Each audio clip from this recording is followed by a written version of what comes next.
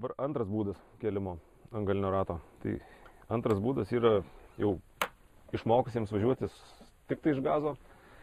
Yra pats motociklo pakėlimas naudojantis sankabą, sankabos rankinėlę. Šis būdas efektyvesnis tuo, kad jį galima naudoti nuo mažesnio greičio. Motociklas greičiau pašoka, tas pats kampas iš karto pasidaro tikslesnis. Irgi dabar aš jums parodysiu, kaip taip maždaug atrodo. Jūs važiuojate šiaip dažniausiai geriausia pradėti mokintis antrą pavarą. Važiuojate kažkur 80 km greičio per valandą. Ir taip žiūrėkite gal į mano rankas, kad važiuojate, sankaba staigiai įminama ir iš karto atleidžiama. Ir tuo metu akceleratoriaus rankena sukama iki pačio galo ir atleidžiama. Parodyk labai lėtai. Dabar žiūrėkite viskas, kai viskas vyksta. Važiuojate. Lėtai turiu žinai, kad vos nesulėti. Dar kartą.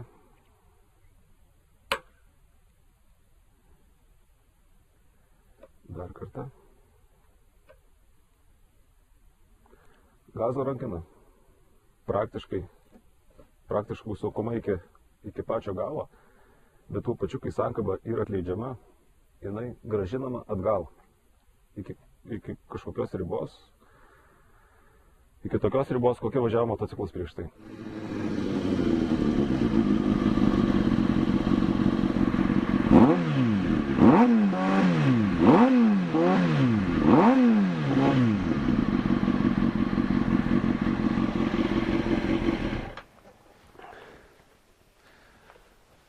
Kai visą tai parodysiu gyvai, tas galbūt variklio garsas atrodys kitaip, bet esmė yra tokia.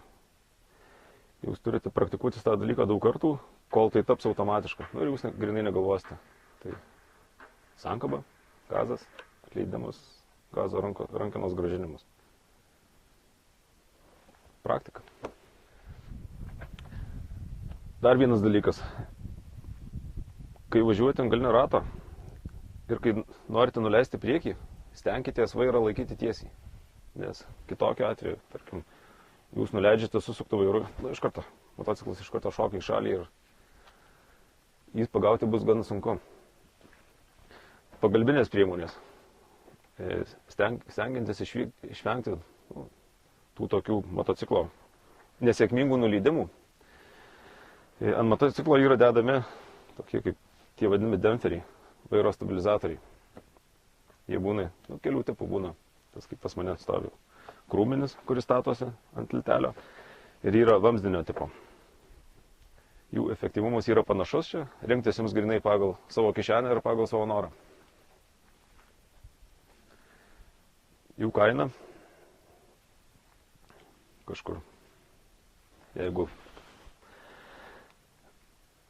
irgi priklauso nuo tipo, bet manau, nuo 500 litų iki 1500 litų. Bet tikrai rekomenduoju užsidėti ir naudoti. Einam parodysiu. Noriu dar priminti vieną dalyką, kad